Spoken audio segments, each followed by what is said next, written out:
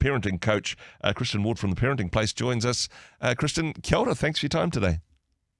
Morena, Andrew, lovely to be here again. I mean, this is going to be hope to a lot of parents, but also perhaps something else to add to their guilt to-do list, that you shouldn't hurry as a parent, that you should make time, that hurried times can be, or rushing times are risky times, to use the alliteration there. But you say it's possible to be a non-hurried parent.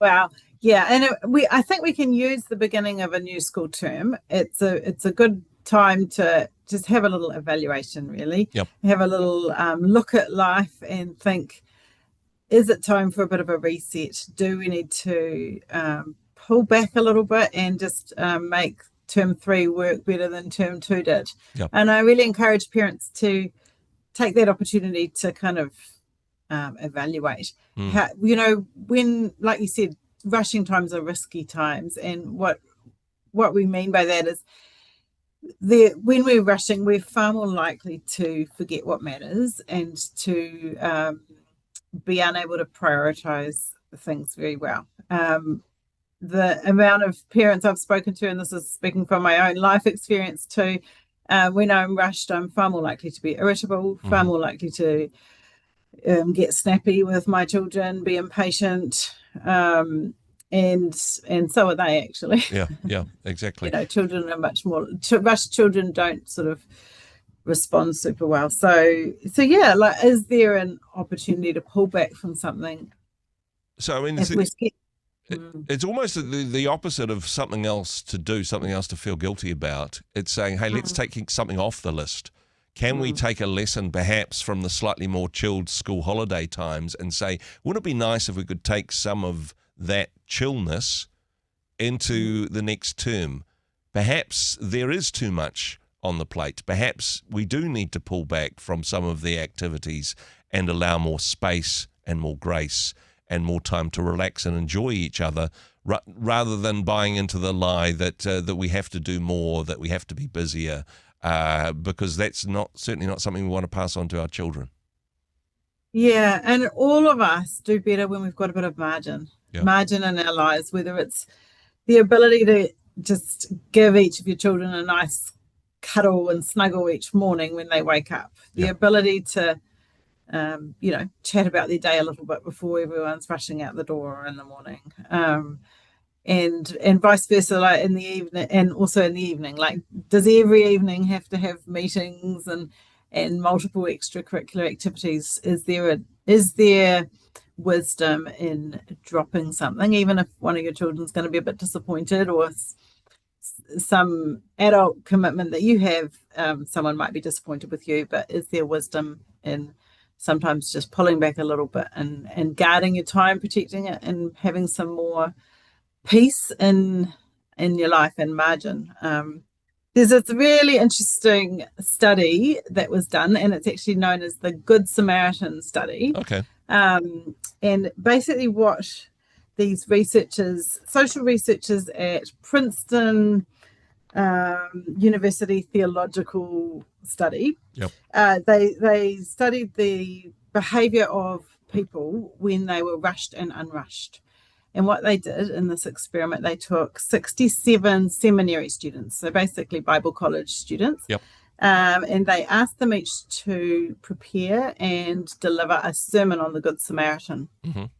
And so these students were on one side of the campus, and they were sent off one by one to the other side of the campus to this room where they would deliver their sermon to a panel. So as each student left, they were given one of two instructions. And the first set of students were given the instruction, you're late. They were expecting you a few minutes ago already. You better get moving. And so these poor seminary students hurried off to deliver their sermon on the Good Samaritan. And as they were about to enter the room to deliver their sermon, they passed a man slumped in a doorway with his eyes closed, groaning. Okay. And obviously in distress. And what they found was then the second group of students were told, as they left to go and deliver their students, they were told, it'll be a few minutes before they're ready for you, but you might as well mosey on over. Yeah. Take your time. And so, and they also passed the man slumped in the doorway. And the researchers were watching from a distance how each of the groups behaved. Yeah. And what they found was that only 10% of the rushing Bible college students stopped to help this man in distress, whereas 63% of the unrushed Bible college students stopped to help. So it really influences our behavior, our ability to kind of be our best selves and behave in alignment with our values. Yeah. Whether we're rushing or not rushing. I mean, that's fascinating. I mean, these theology students literally were lab rats in an experiment that they didn't know was happening in that regard. But honestly, I mean, that's the story of the Good Samaritan, isn't it? I mean, you have two people who are, good, upstanding religious folk who are just too busy. They're just in too much of a hurry, and they've got other priorities to be able to help the person on the road from Jericho. However, the Samaritan had the time because he wasn't too busy, because his priorities, he could, I suppose, having that space in case there's a crisis, having that space that you're not just going from one thing to another to go, you know what, I just need to be present for this child now because they're having a bad day. And if I'm in too much of a hurry, I'm not even going to notice that. That's exactly it. It's that ability to be interruptible and the ability to prioritize what's important. That goes out the window when we're rushing too much and feeling stressed.